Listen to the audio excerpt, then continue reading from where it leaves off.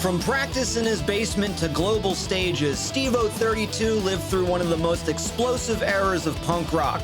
From Warped Tour chaos to late night TV, all behind an unmistakable Orange County kid. He helped define the look and sound of early 2000s drumming, and today he's here to share it all. This is the Fully Vented Podcast. Now here's your host, Jared Fallon. All right, so welcome to the Fully Vented Podcast. I am your host, Jared Fallon, and today we have a very special guest, the original Hawk Tua, the former drummer of Sum 41, the current drummer in his basement, and now guest on my fucking podcast, Mr. STEVO 32.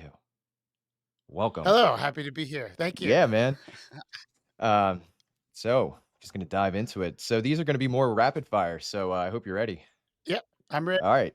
Can you describe Orange County in a few sentences? I think Orange County was the quintessential drum company for me at least, in the early 2000s. Like they were the thing at the time. It was very, very, they were cool. They each kit made a statement. I mean, we just loved them. They thought they were badass. And so I was really honored to get an endorsement pretty early on in our career. Because they had a lot of character. And I think that's what it was. That they just really had a lot of character, and they were so cool. Yeah, right on. Can you describe a vented snare, and is there a song you recorded that you think captured that the best? I don't know if we actually had one. I mean, the vintage snares were cool because they had the holes in them. The ones I remember, I just remember seeing Travis having them. Mhm. So I don't know if he recorded them on the record, but I certainly remember seeing him play them live.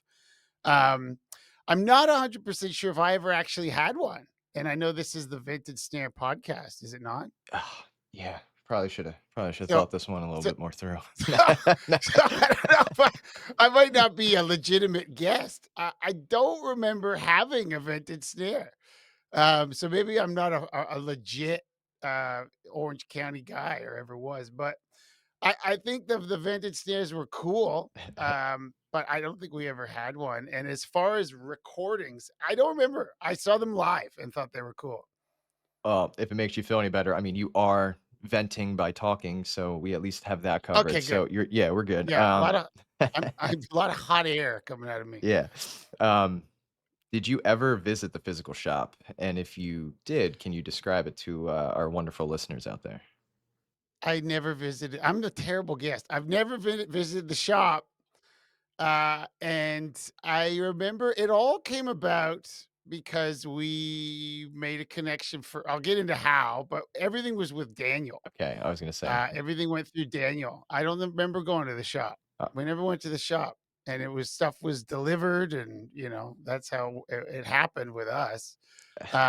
Where was it? It was in Orange County. Where in Orange County was it? Santa Ana, I mean, they had a few shops, you know what I mean? There was even an era where they were building in Daniel's mom's garage, which is pretty crazy to Okay. think that they're building Adrian Young, kits that you're seeing, you know what I mean, touring Tragic Kingdom, and it was made in a garage. Yeah. But that's kind of awesome, actually. That's more Yeah, fun. that's what I makes it like that cool. story. Yeah, Yeah. right. We'll dive into how you really got into it, but can you tell me who was your favorite drummer that played O.C.D.P? I mean, Travis was clearly, uh, the most entertaining to watch because we did a bunch of tours with them. So that's where I really saw them and made the connection. It was like, man, those look awesome. So I would say Travis. Right on. Yeah, I mean, I feel like you can't talk about Orange County without talking about Travis. I mean, like he's, you think iconic drum sets. I mean, he's the one that has, I mean, no pun intended, what's behind me, but like he's the one. Yeah, absolutely. And I think, and we'll get into it, Mhm. but that's kind of how it all came about, to be honest. Oh, right on. So how did you hear about O.C.D.P? Was it through hearing Blink-182, or was it through just hearing bands play it and it came about? Well, we first got into Blink with the Dude Ranch record, which was Scott Rayner, different Mhm. drummer, and I don't know what kit he was playing, Pork pie. We actually but were just talking oh, about yeah, this. right. You're talking literally about this. We're actually gonna have Bill from Pork Pie on at some point. But yeah, we were just talking about this. It was that era of custom shops. You know what I mean? Got it. Yeah, absolutely. And they were cool as well. I remember they had really nice drum thrones. But we when and then Travis joined Blink and it exploded. And of course we saw the videos and thought they were hilarious. And the drums were really showcased in those videos. I mean, they're just as a work of art in a way. Like they were such a showpiece in those videos. Like they just looked cool. So I was certainly aware of them. And then when we got signed, do you just want me to go? You want me to just tell the story? Yeah, go for it. Okay. So then we got signed and we were touring and I had just a regular kind of, I think it was a Tama kit or something like that. And then I can't remember the exact time frame, but it was either at the tail end of Half Hour Power or right at the beginning of touring um, All Killer No Filler. We started playing in Pomona. I think we opened up for Face to Face in Pomona, California at the Glass House. And for whatever reason, it clicked there. And we had a fan base, a natural fan base in Pomona of all places. So we could open for everybody everywhere else, but we could headline Pomona pretty early on. And Travis, being the acute businessman he is, like twigged and was like, "Oh, wait a minute, I'm gonna go check these kids out." And he came with a huge box of Famous Stars and Straps clothes, which again was the like haute couture Yeah. of 2000. And we were like, "Wow!" Like we were still touring in a van, so we were like, "This is great, free clothes." And we were talking to him a bit, and it happened a couple times where he would come to the shows, and then at one point we were hanging out backstage, and he was like, "Hey man, if like have you ever thought about, getting a kit or getting an endorsement or something through Orange County?" And I was like, "I'm thinking about it right now." And so he said, "Well, why don't we just do a snare or something? Let's start easy." And he's like, "We'll just make you a snare." So it came through Travis, Oh, okay. the whole thing. And it's funny you've got that red, white, and blue kit behind you because I didn't know what to do. I was like, well, he's got like the American kit, and we're from Canada. Maybe I'll just do red and white, right? So Okay. that was the so let's get rid of the blue and we'll just do the Canadian version. And that was the first thing they made me, which was almost like a what do you call those like a marching snare, almost like a Coliseum snare or whatever. Like it had a name like that. It was a really deep So we're snare talking drum. like 14 by 8, 14 by 10, super deep. Yeah, yeah, it Okay. was super deep, and, it was red and white sparkle, and that was the first thing that we had, and we had that for a while, and the drums I had was like a I think I bought it when I was still in high school 'cause, we need some 41 was doing stuff, but, Mhm. we were like, "Oh, I need a professional kit," so I think I got a Tama Star Classic kit. Um, and it was, it had that wood stain, which, The 90s is wood it stain. yeah, it just was not particularly impactful. And now I have this awesome sparkly snare that completely clashes with it. And so, love the snare. And then we go on Warp Tour and Fat Lip started exploding and then Orange County was like, "Well, we should make you a whole kit." I said, "Well, sure." And so we're on the Warp Tour doing that, and I thought, "Well, what kind of kit should I do? I want it to be like impactful." Mhm. And I like the sparkle thing. And when I was a kid, I liked Spider-Man. So I was like, what if we do a Spider-Man kit? We'll do red sparkle with blue sparkle rims. And that was the first kit that they made me. So the entire time we were on Warp Tour, we had this snare that clashed with this Tama kit while they were making this other kit. And it was a massive kit. It was like, I think I only ever used two rack toms, but I think it came with three. And then there were two floor toms and they're all suspended. Mhm. And then there was one bass drum. But on that tour, I liked the Vandals, the band, but really fell in love with them when I saw them play live and saw Josh and up close every day. and he had 2 bass drums. He had a DW kit with 2 bass drums, and I was like, "I want 2 bass drums." So we called Orange County, said, "You guys mind if we add a bass drum?" "No problem." And so they made it. Warped Tour ends, and the kit is finally ready. It was ready in September 2001, and I got it. It arrived at, Ocean Way Studio or one of those studios in LA. Bunch of boxes show up, and we're in the studio recording the K-Rock Christmas song we did with Jack Black. So it was like the Sum 41 Tenacious D heavy metal Christmas song. And the day that we were doing the drums is the day those drums arrived. And so we unpacked them at the studio, set them up, mic'd them up, and that's the only time I think we ever used them in a recording. And so if you want to hear what they sound like, go check out the Jack Black Sum 41 heavy metal Christmas song. And that was my kit for, All Killer No Filler, which went on, more than a year. I mean, I brought them to Europe and, toured all throughout the States. I mean, that was the kit. And that's the kit in the Sum 41 motivation video. I So in the remember video, vividly. it's highly featured. Yes. Personally, when I think of that video, it's not one of my like, I don't think anything about that video other than that kit, and that's the only thing people ever bring up to me. They're like, "That's the kit from the motivation video," because I think, like the Blink videos, like, it just pops. Well, It's the most flashiest thing in that video is that drum kit. it's also like the music was so, not flashy is not the word I would use to describe it, but the music had like such an attitude and it was new and like refreshing, you know what I mean? And it was something different. And then the drums also matched that energy, you know what I mean? Like matched the vibe so well. Like it kind of had that Well, thing, you know? yeah, they that's and I think going back to what you originally said, I mean, your original question of what they represent, they absolutely do represent that sort of, you know, fun, lighter side of the punk thing. I mean, they did have a flashiness. Like Hmm. they were like on the level of like a Tommy Lee, statement kit from the 80s, but in a fresh new way.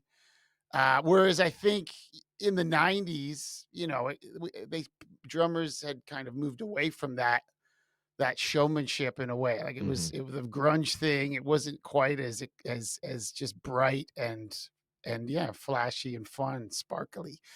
And that's what I like them though. You know, it's funny you said Tommy Lee. I was literally I was gonna say, I was always under the assumption seeing the double bass kit with the blue rims and the red. I'm just like, I always thought that because of your love for heavy metal, that was that was your tribute to Tommy Lee. That's what I always thought that was. Well, I think that had something to do with it, but the real thing was seeing Josh and having those 2 bass drums and seeing him do it in like a punk context, and I was like, "I want that. Let's do that. That looks great." Uh, And so that's how that one came about, yeah. what's also interesting, we've interviewed builders who used to work at Orange County, and one who's become a good friend of mine, Nick Turner. Ironically enough, his kit, was an orphan kit, and the one tom is one of apparently, if you don't know this, I'm gonna spill the beans for you. They might have misdrilled one of your toms at some point. Oh, really? Somebody drilled the badge wrong, so it was like, "Hey, this is going in the trash. It's all yours, kid." That's Yeah, awesome. so he Yeah, has like that he prides himself yeah, on that one. Yeah. Shout out to that's Nick. great, Yeah. yeah. That was yeah, that it was good yeah, those guys did an amazing job on that kit in par I just I'm biased, of course, but it's great. Yeah, I mean, like, especially during that era, I just like you said, the Motivation music video, you can't not think of the drums. You know what I mean? Yeah, they're just I mean, they take up the whole entire shot essentially, because 'cause they're just so big, and we're just in the one room, and it's a fairly drab looking room. It's got, like, green carpet and brown wood walls, and then there's just this enormously colorful thing Yeah. in the center of the room. So, yeah, no, that one was awesome. It also made me go back and wanna dive into the music more. I'm like, "Wait, does he actually play double bass? Like, is there any double Uh, bass on the songs?" Like, I'm like, "Am I missing the something?" There were double bass in the on, that so we started introducing that more on Does It Affect It? Yeah. Um, And so there was some fun there's actually on the one song that we did with Jack Black, it does have a double bass section, because we had to. I mean, we had 2 bass drums, we had to put it in.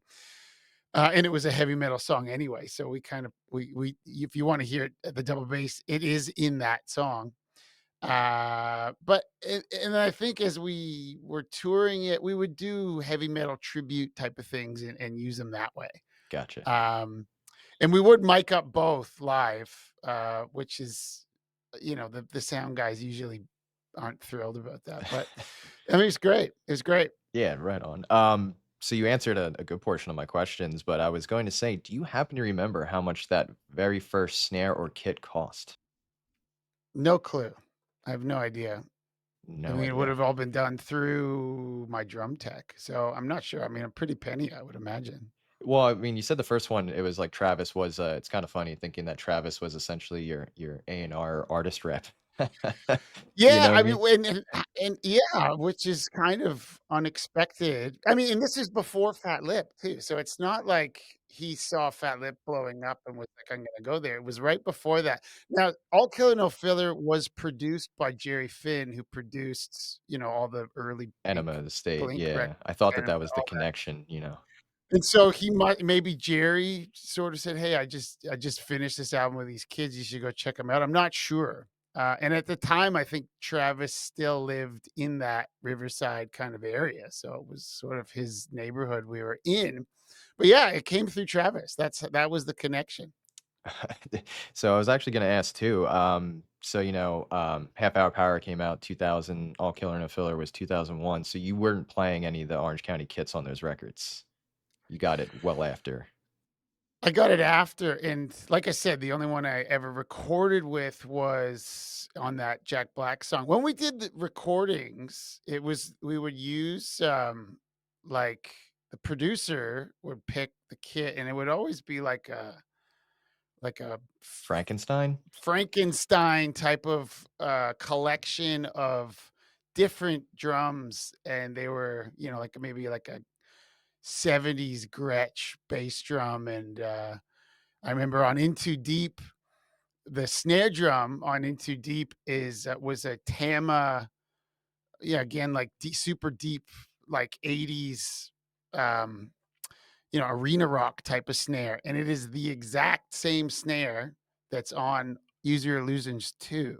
Hmm. So the guy who owns that snare was the drum tech for All Killer. He was Jerry's drum tech. He probably was the drum tech Mike on Fasano?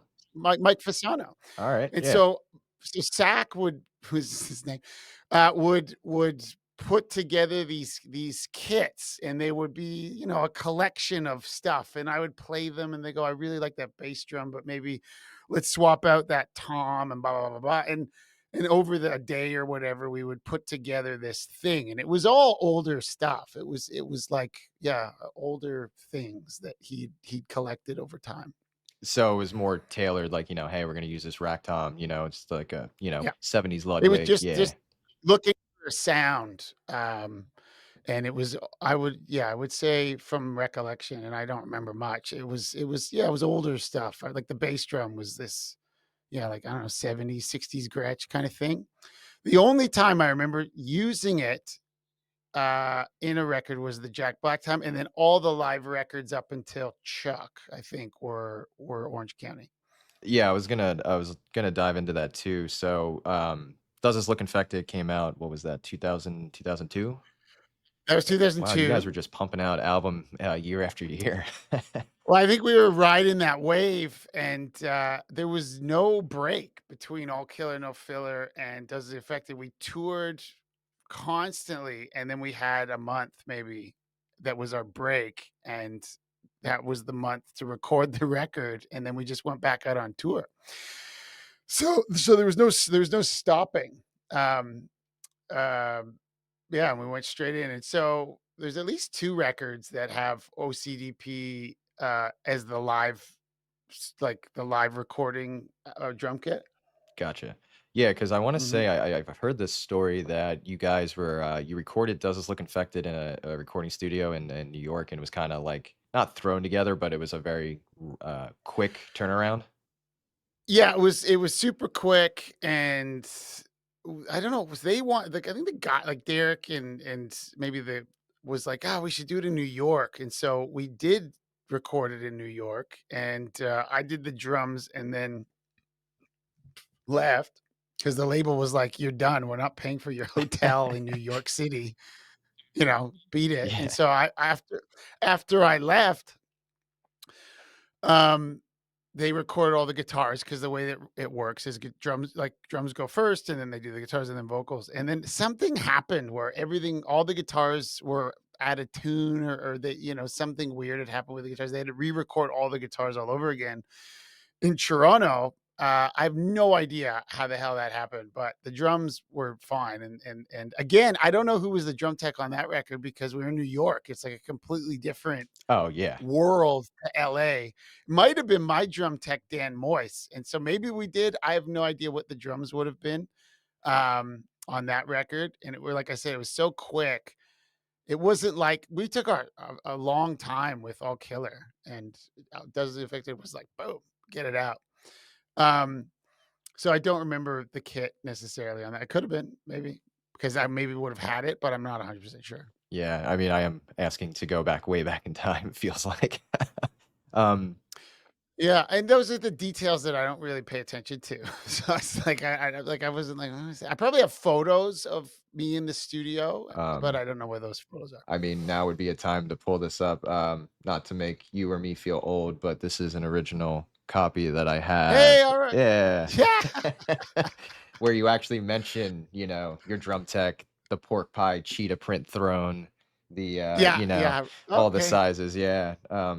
Right, okay. Yeah, Yeah, they were, my producer might have been making fun of me for keeping it in a plastic, the little sleeve, you know what I mean? that's Like, funny. yeah, Yeah. totally not a fan in any way. I have one somewhere. It's certainly not in a sleeve, but it's somewhere around here. I haven't read it in forever. I remember that day, and that was one of those interviews where we were on the Warp Tour, and we were in Florida.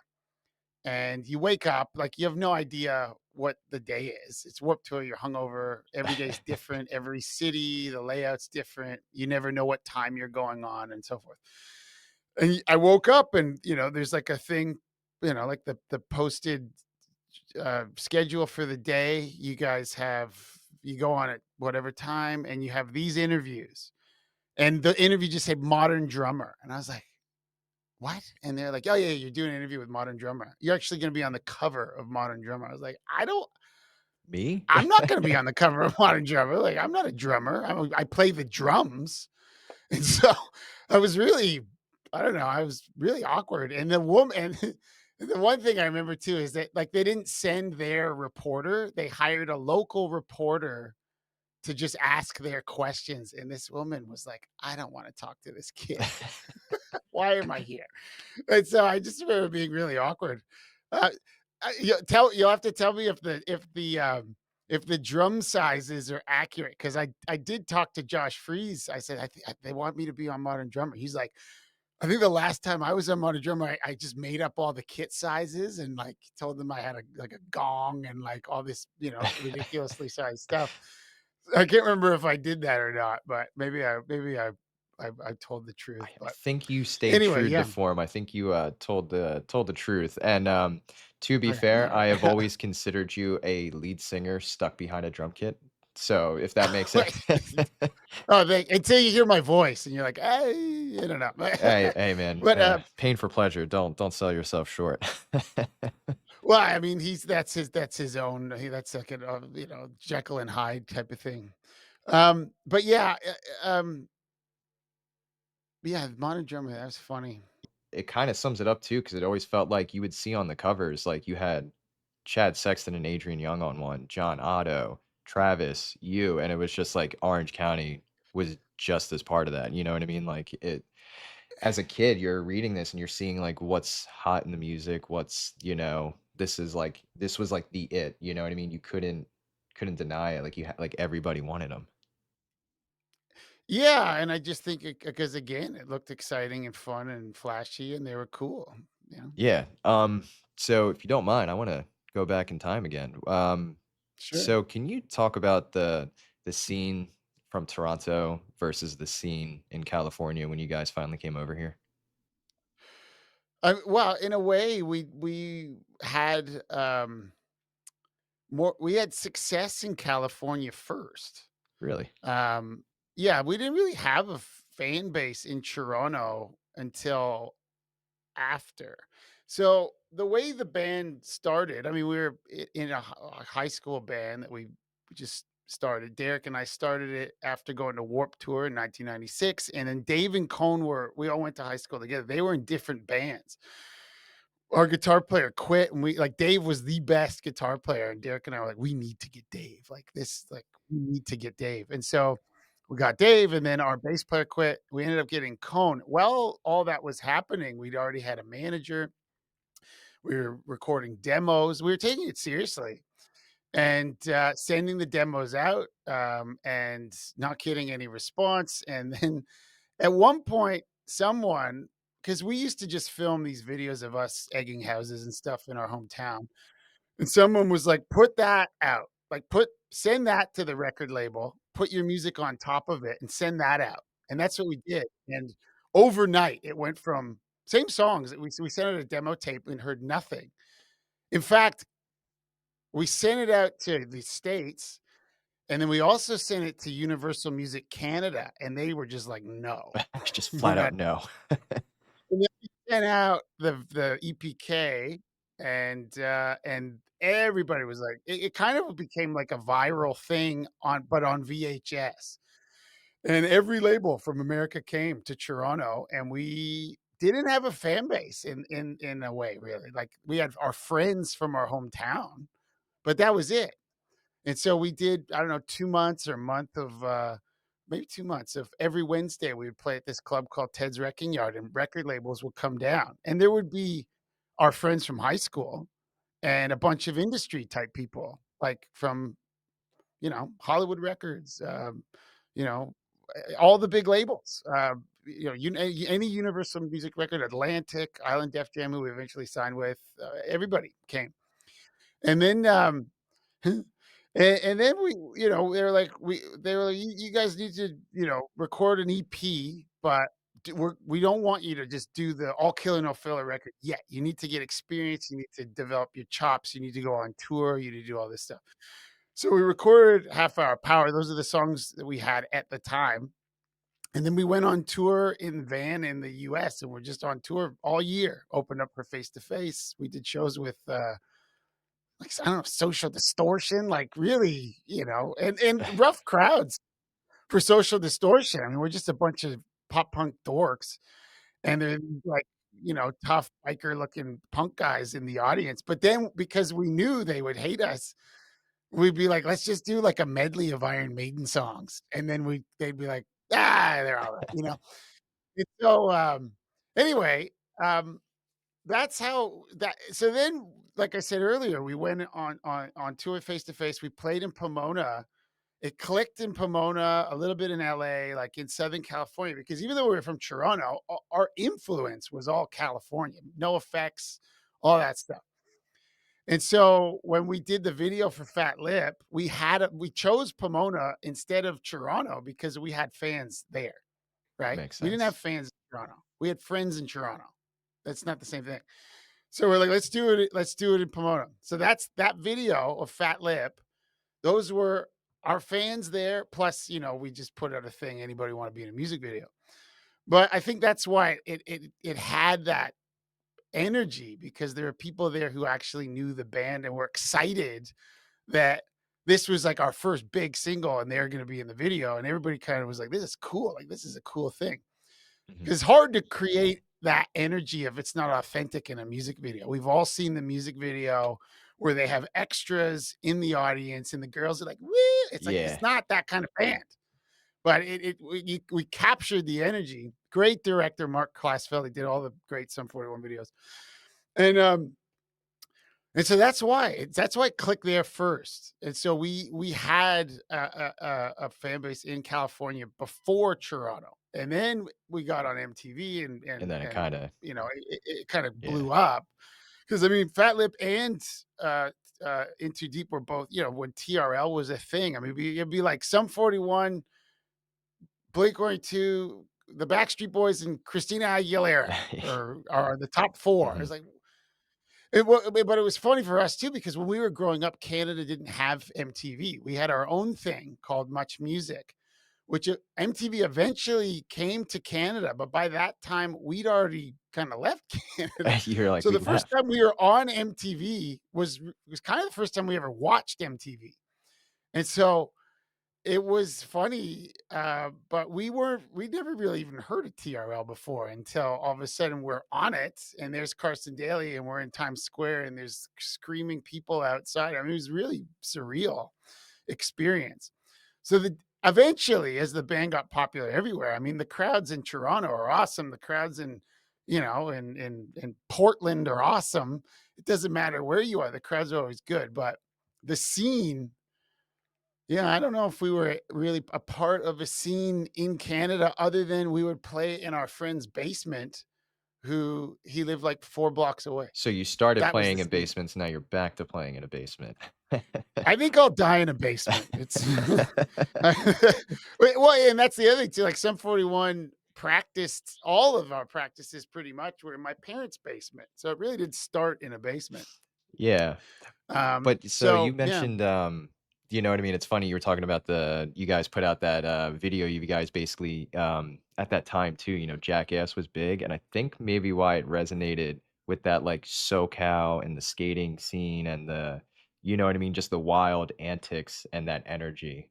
Maybe that's why it. Well, the truth is that Jackass came later. Yeah, We did that video in '99, but I think Jackass was based off of the CKY videos, yeah, which we didn't really know about until after we got signed and, somebody gave us they're like, "This is cool, you should check it out." And of course, their stuff was way crazier than ours. We were just like, robbing pizza squirting people with shops. Yeah, water gu yeah, that kinda thing. But I think the reason why both of those resonated is because I think that's what all these kids were doing. Before everybody had a cell phone, in their hand like we do today with which is our best quality camera at the same time.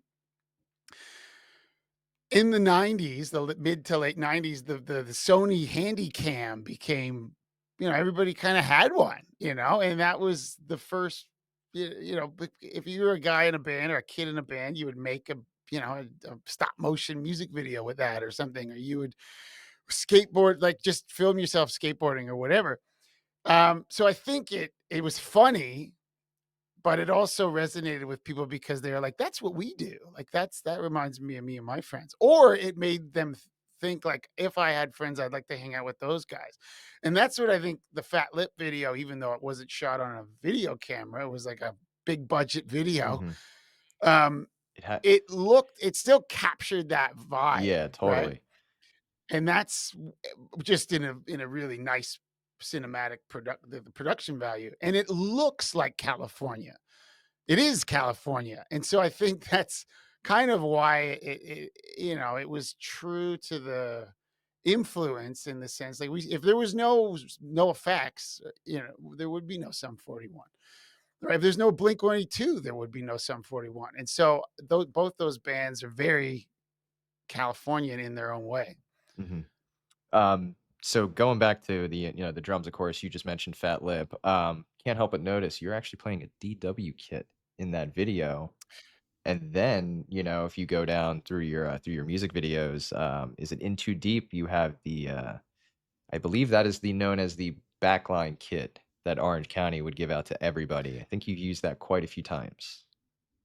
Yeah, so, I mean, the kit in Fat Lip, so at that time, yeah, like, I don't think I was an endorsee or anything like that, and that was just the kit that the production people, um, provided, right? And so that was that. What color is that? Can't even If remember. Is it memory serves white? me, it should be like silver sparkle with black What was hardware. it? We're gonna have Oh, okay. you're gonna have my Yeah. behind the scenes team Google that for me. But yeah, I'm almost positive it was a silver sparkle Right. kit with black hardware. And then Into Deep, that would have been a black one, maybe? I can't remember. But yeah, yeah. So I think by that time, the red and white, the red and blue kit wasn't ready yet. Oh, okay. Um, it wasn't ready yet because, and I know why, is because that video was shot, I'm gonna say in August, and I got the red and blue Orange County kit on September 10th, 2001. And I remember Wow. the date because on September 10th, 2001, we were recording the instruments for the Jack Black song. And on September 11th, 2001, Jack Black was going to sing the song. And we were all excited because we were huge Tenacious D fans and we are all going to be in the studio together. And then we woke up and, the world was New York had been attacked and we were about to go to New York. We were supposed to be in New York. The only reason why we weren't in New York because we were supposed to be in New York right at that time because we were supposed to be on Saturday Night Live.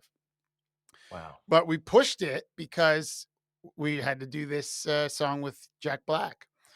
And that's why I know that, just obviously because of Mhm. the timing. That's why I know that. So the red and blue kit wasn't ready yet. September 10th, 2001 is when it showed up. It probably wasn't ready yet because I was like, I need two bass drums. But and they're like, guys, it's gonna push it.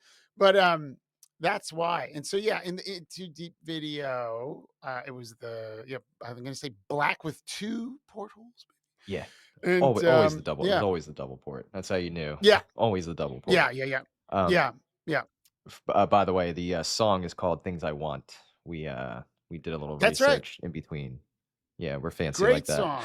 song. And hilarious song. And I mean, I think he must have done it a couple weeks. Like nobody was in the mood to record a funny Christmas song that week. Mhm. So I think he did it 3 weeks later. And then we did Silent Live on October 3rd. We were the second band back.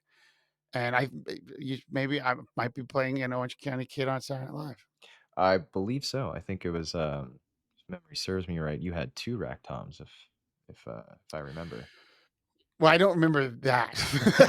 I But, could be now confusing when you did Letterman and, you guys were doing, Still Waiting, if I'm not yeah, maybe, yeah. yeah. But here's one thing, and I think Letterman, I don't know what the hell's going on with Letterman, but he used to have this bit that he would do where he would walk off from his desk and just thank the musicians, Mhm. and he would turn around to the drummer and go, hey, are those nice drums, are those your drums, I'd like a drum kit like that. He did it, like, there's a compilation on YouTube, you can see how many times he's done it. Never did it to me. What? He would watch us play and then he would sit there like, I can't believe I have to sit through another band for, like, when can I retire? And he would go and he would see the band and he'd turn and look at me and he'd go, I don't want to talk to that guy. And he'd walk out. Well, I mean, to be fair, I'm pretty sure when he introduced you guys and it's like, "This album is, off their record, Does This Look Infected?" I think you might have broke him on that one because he definitely, you know, Yeah. shows the album cover and is probably just like, "Oh boy, Yeah, what did these they guys are do?" gross. Yeah. But I think we must have done it on All Killer as well. We did it 3 or 4 times. We did all those shows. We did Conan and, Leno and everybody. I mean, it's fun. So I probably had an Orange County Kid on all of those. You did a double Uh, bass on SNL, double bass. oh, really? Yeah. There you go. But probably not a double bass song. It would have been In Too Deep. So it would have just been like, yeah, ego flex, more bark than bite. Well, But you had to make definitely an looked impact, good. you know? Yeah, yeah, Yeah, yeah. so Well, that again, getting back to it. I mean, they were statement pieces. so when you were, like, ordering these kits and you knew that you could essentially get anything you wanted, walk me through what it was like picking out sizes or finishes, where, like, what was some of your inspiration? Did anybody, like, point you in a direction? I think I mean, I think my drum tech maybe would have suggested some sizes based on how it would sound with the music. Um, and I would just maybe pick I knew I never liked anything too small, so I knew I probably would never really play a 10-inch kind of thing.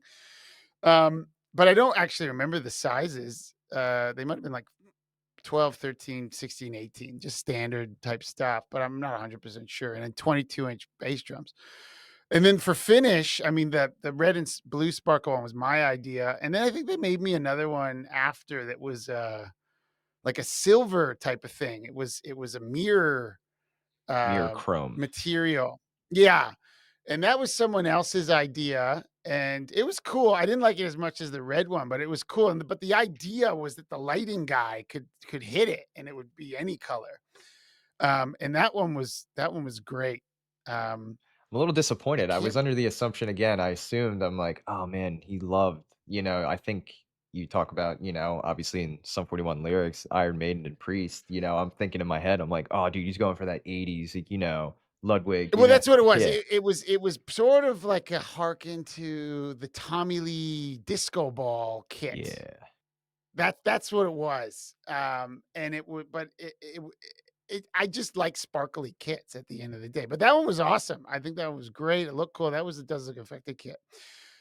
But again, that one might not have been my idea. That might have been somebody else was like, "What if you try that? Like, why don't you try something like that?" I was like, "All right, let's try it." And so that was the kit all through Does Look Affected. Alright. Did you also do, I believe this is kinda when, you might have switched brands, but, Chuck was like, did you start that with Orange County Recorded and start the tour cycle and then go elsewhere? I think well, I went no, no, no. I think by the time we got to Chuck, I don't exactly know what happened there, but I think looking back, maybe because we wanted to just like go in like a darker, more metally type of direction. I can't remember how or why we switched, but we switched to DW. Um, and that kit was like a gold sparkle kit or whatever. I think they made me that kit. So I mean, which is also a very nice kit. But when I look back on all of them, the one that I think was my favorite of them all was that red and blue one. I don't have any of them. I no Well, longer own any I of was them. gonna say, we will, They're all gone. I was gonna say, no, Yeah. don't say that. I was gonna say that's where I'm supposed to go. For our listeners, please head over to Patreon, where, Oh, yeah. I own them all. yeah, Or do he I? lied to you. We don't know. Yes, but to our listeners, head over to our Patreon, and we will discuss these kits that he still owns. They do They exist. do exist, and we will talk about Exist. them. Like, damn it, Steve-O. Damn it. Well, I didn't realize I I know. just talk. You can edit it out. No, Edit it no, out. it's all in. You're stuck now. So again, because this is the fully vented podcast, we need to nerd out some more about drums. What did you find? So you went to DW. Did you kind of miss that? Like, was it more of a personal experience dealing with the guys at Orange County versus, now that you're, it felt like you were one of the bigger fish in the pond with Orange County, and then you go to DW that were, just exploding. I just think I went with I can't remember exactly how it happened, but I think we just wanted to separate us a bit more from the pop punk thing, which I think, I don't know why. Maybe that had something. I have no idea why. But we switched there. I mean, they were great. I have no but I never went to their garage either. And again, almost all of it was done through my drum tech. Dan would talk to these people. I think I met them a couple times. The only person I remember really having any kind of connection with, because it's not like I stayed in contact with Travis. Hmm. I mean, I would if we saw him, I would be like, "Hey, what's up?" We'd all hang out and chat, but we didn't tour with them all that much. And so Dan would be the person sort of coordinating the I remember he would be like, "Well, you need a new kit." And I'd be like, "Why?" He'd be like, "Well, it's a new record. You need a new drum kit." I was like, "Okay." So, I can't yeah, I'm not 100% sure why we switched, but we did. And, I don't remember it being any different in a sense. I mean, they were generous and cool, and, I toured that kit for pretty much the rest of my time in the band. Yeah. Right on. What was Daniel like? What was the relationship like with Daniel Jensen, for our listeners out there? Daniel is awesome. great guy, hilarious guy. He's really fun to hang out with. He was the person that we would talk to as well, and he's awesome. He's I mean, in a way, I mean, it's not surprising to me that he had a company like Orange County because he has such a like explosive personality, like he I I I went and saw them in because I live in Australia and they played in Sydney and my our old bass tech and my good friend Brian Diaz is Mark Hoppus's bass tech. And so I went to the show and I'm loud. I'm a loud person. And Diaz is loud. He's a loud person. And then we go backstage and Daniel is there. And the three of us together, I mean, we were louder than just talking, louder than the whole fucking show.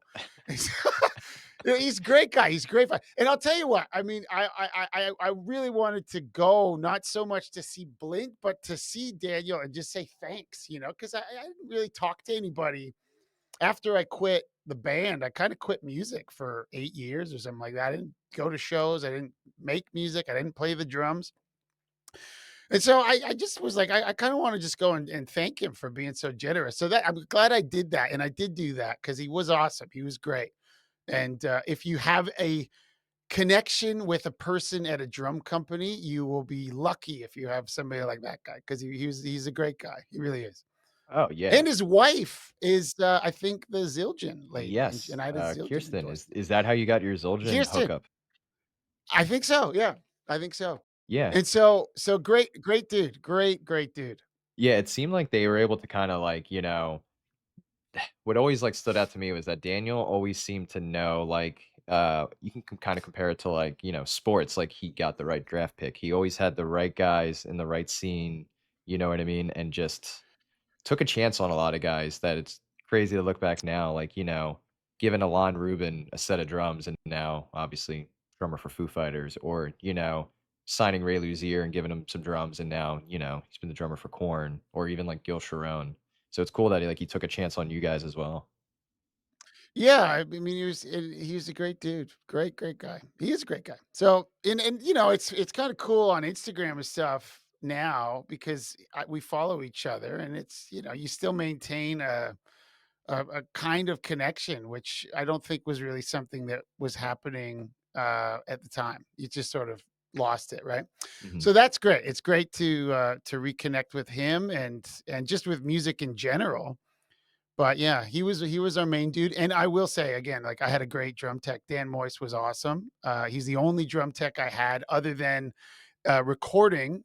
Sack Mike Fasano would do the Jerry records, well, the Jerry Mhm. record, and then maybe one other record. Derek hired him on Underclass Hero, maybe. But other than that, it was Dan, and I know Dan and Daniel had a great relationship. Great, like again, like fun loving dudes. Gotcha. Yeah. It was great, awesome. So, I mean, I feel like I have to ask. I have a couple questions that are lingering. One, Yeah. on the record, all killer no filler. You guys have a song, "Summer." It was also on Half Hour Power. Why was that re-released? I know this is the podcast about drums, but I gotta know. I don't know. I don't know. Because I actually did on my YouTube channel, I did a thing where I listened to all the records that I was on Mhm. back to back. I'd never done that before, and I hadn't listened to any of them really since I don't even know. Like it's not like we were listening to Half Hour Power in 2011. So I listened to them, and yeah, like there's a bit of filler on All Killer No Filler. I must admit, and that was what. And I kind of like the Half Hour Power version better because it's just I don't know, it's a bit more raw. But Half Hour Summer was also on our first demo that we sent out as well. So that song had kind of been kicking around. I think maybe because there was some talk like this could be a single, and then we just never did it. We never did it on Half Hour Power. I don't know how it ended up on All Killer No Filler, but it did. Yeah, I'm not sure why. Maybe even one other song. I can't remember. There might even be another one that was a repeat. So, but I don't have it in front of me. Yeah, I'm not 100% sure Gotcha. why. I wish I had a better answer, but I Nah, it's think cool. I maybe was it was just like, because had to someone take was my like, shot. Had to go for it. yeah, I mean, I think somebody might have been like, "That could be a single, maybe we should do a better job recording it with Jerry." And we did. Yeah, I don't know, it's just always a song that, maybe because I heard it on multiple records or in multiple, in other places, it just always kinda resonated with the time, the sound, the Yeah. genre of music is just that, that song. Yeah, it certainly has like the poppy uplifting. I mean, it's got a huge chorus. And that again was a song. I think Derek wrote that when we were 16 or something like that. Wow. So it'd been kicking around for a while. It'd been on, yeah, around from maybe at least 97, something like that. However old we were then. Right on. So out of all the records, which one do you think captures the drums the best? Maybe I know that Derek doesn't like the way does this look infected sounds like he doesn't like the mix so much for whatever reason. That's the kind of thing that I wouldn't even pay attention to. I'm just like, oh, this is the record. I wouldn't even analyze it so much. I just like it. I think that one probably is my favorite record that we did. I think the drums are really exciting and fun on that one. And it was a level up in musicianship just because, we've been touring nonstop for a couple years and you just develop tighter chops and we were able to then put that into practice. And we were influenced by other bands and people. I took drum lessons very briefly when I first started and then just kind of learned by being in a band. And in our hometown, it's not like there were guys like Josh and Travis, and Brooks Wackerman. Like there was nobody like that I knew. And so when we started going on Warp Tour and playing with these bands and meeting these guys and watching them up close, that had a tremendous impact on me. And I was like, oh, I kind of see what they're doing. I'm going to try something like that. I can maybe do that. And just all of it put together helped us become better musicians. And so, yeah, I would say Does It Affected for me as the most interesting drumming and maybe I think it's the coolest one we did. But that's Oh, my I my personal agree. opinion. I'm a little biased. I agree. I feel like you said, you guys shifted to a darker, more Yeah. darker, and it kind of matched like the album arts very, especially when the time it was released. I was one of those waiting in line at Best Buy when you used to have to do that for a CD release on a Tuesday. Yeah, you Oh, know what I wow. mean? Yeah. Yeah, Once upon a that's time. cool. Oh, yeah, but, Yeah. like, Yeah. you see the album art, and then it's darker, and it just felt more raw, and, and then hearing the story that it was more of a, recorded more on the a quicker note than before, it kinda makes sense. Yeah, maybe that's Yeah, why. I mean, it's one of those, examples of how sometimes that can derail everything, like, there's no prep and you kinda do it quickly, and if you look at a band's catalog, sometimes the real stinker is the one that, they weren't focused on it, it just didn't land. But for us, for whatever in my opinion, that one was the one. It's not like we weren't focused on it, but it was rushed and there was pressure and you guys have to get it out. Like, not only do you have to get it out, you're already booked to go on a tour. Like, you have to go on this tour on this date. It needs to be done here. And so we had this window. And sometimes that pressure actually comes out in a way that's good. And I think it worked out for that one. So that I'll pick that one. That's a very long-winded way for me to say, "Does this look infected?" Did you feel the pressure because of the success for All Killer No Filler that you guys really had to deliver on that? I think there's always pressure because after this first you don't wanna be a one-hit wonder, even though we had 2 hits off of All Killer, but you know what I mean, like, you wanna be able to back it up, and then the label was like, "What are you guys doing? Like, what's this Still Waiting song? This is insane," right? In Too Deep again. But we didn't wanna, and so we ended up doing this different I don't know, maybe it was because of everything that was happening. I mean, there was certainly, like, the happiness and joy of the late '90s and very early 2000s were shattered on September 11th, and everything shifted. People's perception of what reality was shifted, and maybe that had an effect on us, and we were angry about something or whatever.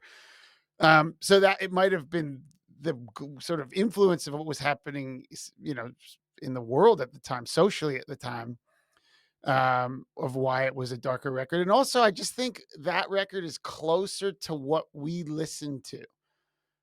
We didn't listen to pop punk so much, like we listened to No Effects, which I guess has a poppy element in a way, but they're not pop punk band. They're like a skate punk band, or like our Yeah. favorite No Effects record was Ribbed, which is, like has ripping songs, and we were like, that's so that record is like a song like Mr. Amsterdam sounds closer to like a No Effects song that we would have been super into as kids. And so that's why I like that one. It sounds more like a record I would listen to as a fan. Yeah, totally. And it's funny you say like no effects. I'm trying to think like what would be their poppiest song that they probably I guess They had some pop. Linoleum's one like the most well known if someone's gonna say no But effects. even that one, but I think there were maybe some songs off of an album called Heavy Petting Zoo that sort of went in, not necessarily like poppy, but like they weren't quite as like had, like as much of an edge, although they still had sounded completely like No Effects. But it nothing sound that we were into sounded like Into Deep. Um, And I never liked In Too Deep, although now that I'm older and I can look back, number like the video is great. I Oh, think the video hilarious. is like Yeah. like one of the quintessential pop punk early 2000s. Like it just captures that vibe, like the silliness of it, the fun of it, so bright and fresh, and it's hilarious. And then, that was like a couple weeks before 9/11. And then, traveling through America and touring and going to these clubs and seeing how like people were pissed off. Like it was just jarring. And I think that had an effect on it. And also just aesthetically, taste wise, we like that sound better. So, but the thing that I think still made it some 41 to the listener, even though, because some people who loved Into Deep are not gonna like Still Waiting Mhm. just because they want pop. But I think the videos were hilarious, right? So it was this really, not everybody can pull it off, but it was a mix of like serious song, Still Waiting, or Hell Song, a very serious subject, hilarious video. And I think that's what helped that record as well maintain the Sum 41 sort of ethos, Mhm. while the sound sounded pretty dramatically different. I can't remember. We're kind of nearing the end here, so I have a few more questions, but I was just gonna say on Sure. last thing on Does This Look Infected, I forget the name of the song right now. I'm drawing a blank, but I know it's track number 3. I always felt like that was the poppiest song on there, and it felt like is that the one the label made them put on there? Was that My Direction, Yeah, I maybe? think it was My Um, Direction. Yeah. I don't know. I don't think so. They didn't make us do anything. Oh, okay. You guys were just like, no, we're just gonna. This is the record we're making. Deal with it. We just liked that song. Well, I think the label was really supportive. There were some people like who were radio reps, right? Who were like, what am I supposed to do with this? I can't take this to all the radio stations. I can take this to like alternative rock. Um, and so I think those people were just like, "What are you doing? You're like, I've got less options now." Because a song like "In Too Deep" is a crossover. It can be on pop radio, it can be on rock, it can be on all these different Mhm. platforms. But a song like "Still Waiting" goes like right there, and that's when radio still mattered in a big way. I don't know if it does. I don't know. I never listen to the radio.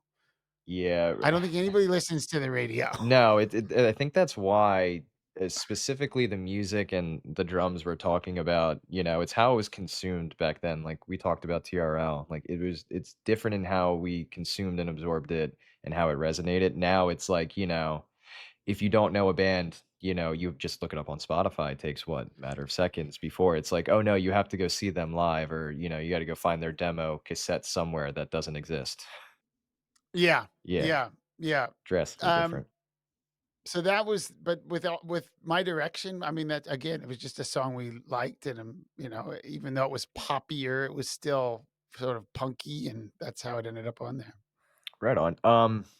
So, you've done some incredible things, and toured the world, a very successful band and everything like that, and you stepped away from music. What made you come back and YouTube of all places? Well, the YouTube thing came about just sort of because people told or asking me to do it. I got back into it.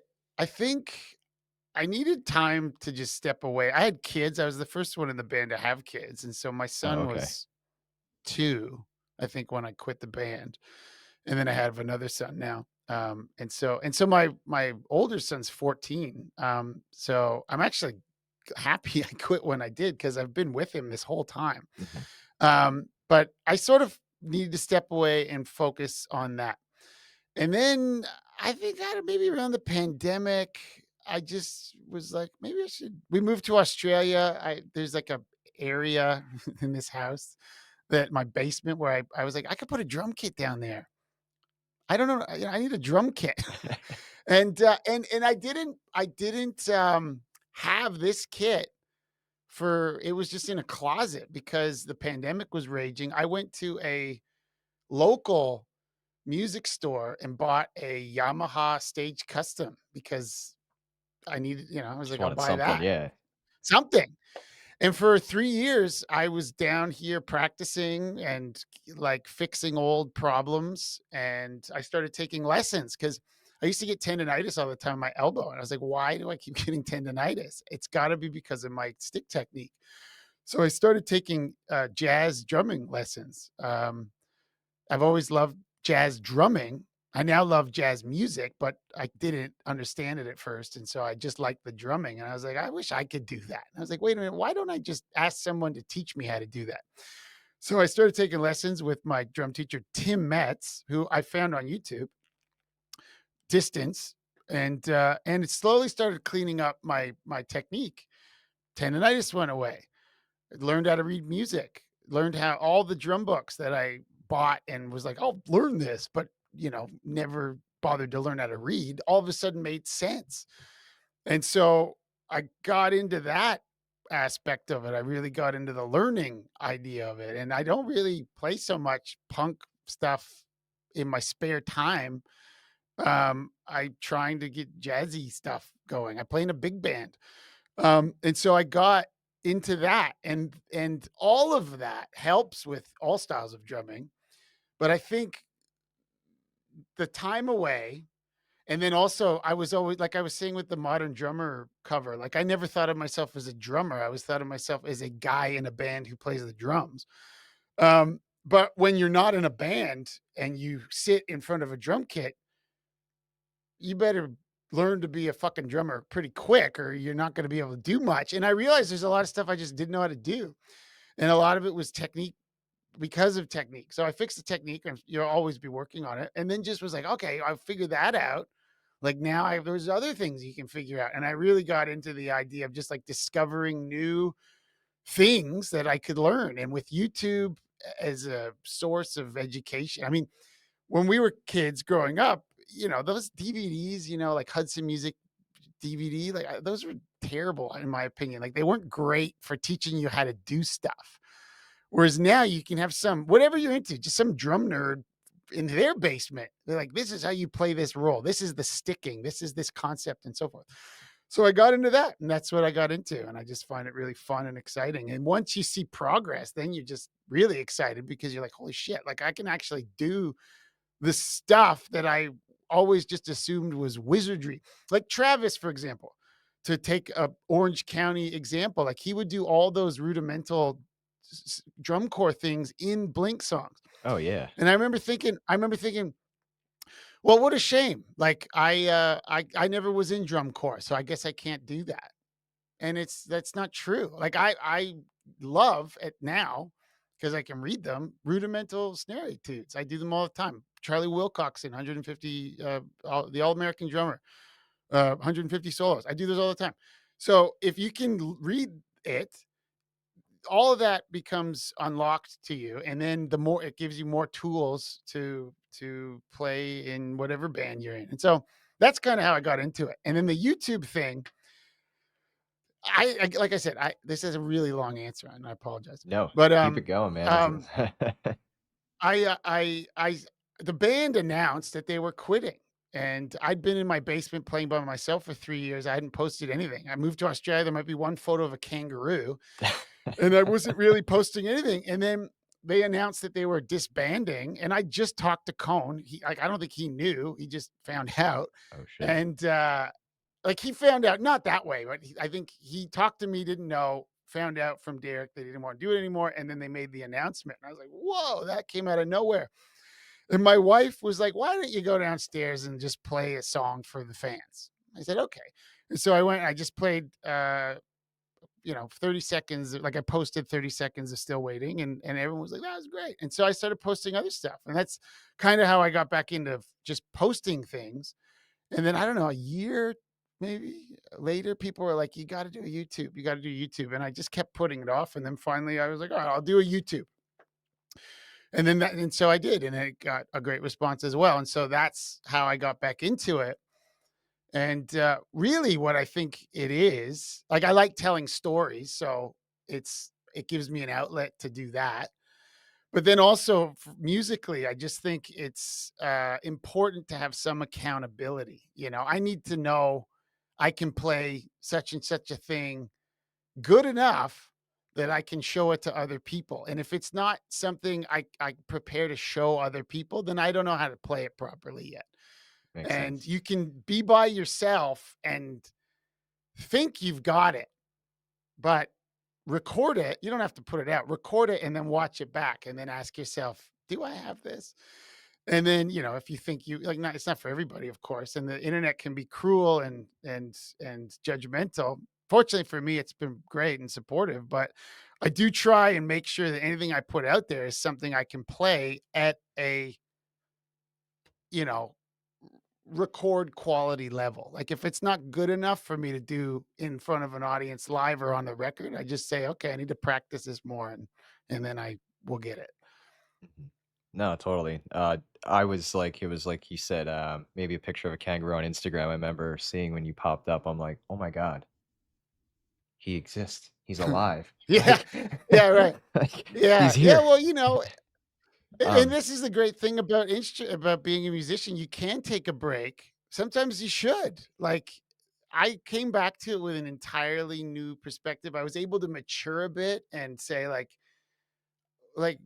why do I have this persistent problem all the time? There's something wrong there. Let's actually address it. And what it took is basically relearning how to play in a way, holding the sticks in a completely different way. And not everybody wants to do that. They just want to go, this is what I've been doing. And I've got this nagging injury, but whatever. Because you do have to, for a long time, sit there like an idiot and you know, yeah. do stuff really slow and do it really loose, and to develop speed again but maintaining a loose grip is tricky. If it takes time to develop the muscles to be able to do it. But that, and I'm not saying I'm a master of it yet, but that's what I spend my time on. And an example of somebody who I think does that really well is Brooks Wackerman. So Brooks is a like classically trained drummer. The whole family is just like Yeah. born to play drums. Well, they're born, but they also all took lessons from a master drummer who was Louis Belson's teacher. So yes, they all have the propensity to be a great drummer, but it's not like they didn't do the work and weren't educated in the right way to do it. But if you watch Brooks play, I mean, he plays like super loose and very much flowing from the wrist. And that's what I try to do now, whereas I think I used to my right hand was okay, but my left arm for sure, it was very stiff, and I would play from the elbow and hold too tight. That's how you get tendonitis. And so now I try to play really flowing, open, and from the wrist. But a guy that I just have always admired and have bugged far too much is Brooks. I mean, also you think about, like you just said, his learning. He went from playing, you know what I mean, essentially punk, Bad Religion, to now he's in Avenged Sevenfold, you know what I mean, ripping it, double bass, you know what I mean, these crazy time signatures and 7-minute songs. So But he obviously, could always do that. That yeah. was the thing with what, and so he was in Bad Religion for years, and I knew him from the Vandals and then Bad Religion, but I always knew he could do all that stuff. Like we all knew he could do all of it. And so when I found out he had sort of become the drummer for Avenged Sevenfold, I was like, yes. Like, of Right course, on. like, I love Bad Religion. I'm a massive fan. I've seen him play with them a million times, and it's always was awesome. But there's a lot of drummers who could play Bad Religion songs, and there's a smaller pool of drummers who can effortlessly. I don't want to say effortlessly because he puts in a lot of work to get it down, but to make it look easy for those Avenged songs, there's not a huge pool of people who can do it. And Brooks, it landed in the right space. Oh yeah, it just seems like that gig was meant for him, you know what I mean? Um, Yeah, so this is kind of the end, man. I'm gonna leave you with one last question. So sure. talked about time and we talked about all these old stories. Did you realize OCDP was going to be such a legacy in the drum world almost 30 years later now? I'm not surprised, because they represent this style of, I mean, there's so many different styles really, but like one particular style is what I associate them with, which is still massively popular. And for all the same reasons that I think I thought they were cool back in the day, is kids today will look at them and think they're awesome. They are. So, I'm not surprised at all. They're not like they it's hard to make a statement in a industry like the drums where there's already so many established companies, and then to kind of break out in your own way is it's not something anybody, like, everyone's able to do. And the fact that they were able to do it in a way that's like high quality, but then also really unique, is why I think they still have made an impact, such an impact. Yeah, and I think the sound, you know, meets genre, like the records that they were on and the genre changing sounds that they made is just, that's why we're sitting here talking about it today. Um, Yeah. well, Steve-O, man, thank you so much for joining us. Thanks for having me. For our listeners out there, stay tuned for our. You're going to be kind enough to stick around, and we're going to do a bonus episode on our Patreon. So if you haven't subscribed, head over to there. But yeah, man, why don't you tell people where they can find you? Just go to STEVO32 Drums on YouTube. And then I think it's the STEVO32 on Instagram. And those are really the only two I think that I use. I do lessons as well. So I think if you go to STEVO32drums.com, you can book a lesson. So those are the three spots where I'm at. Right on. Well, again, man, thank you so much for your time. It's been real, and we'll come back to this with Patreon. All right, thank you. That's it for our conversation with STEVO32. From his Spider-Man kit to late nights on Warped Tour, Steve gave us a first-hand look at the energy, humor, and sound that made Sum 41 and O.C.D.P. such a defining part of the early 2000s. Steve joined us for a bonus Patreon segment where we talk about his return to drumming and the stories he's never told before. Head over to our Patreon for that, plus ad-free episodes and exclusive extras. Thanks for listening to the Fully Vented podcast. We'll see you next time.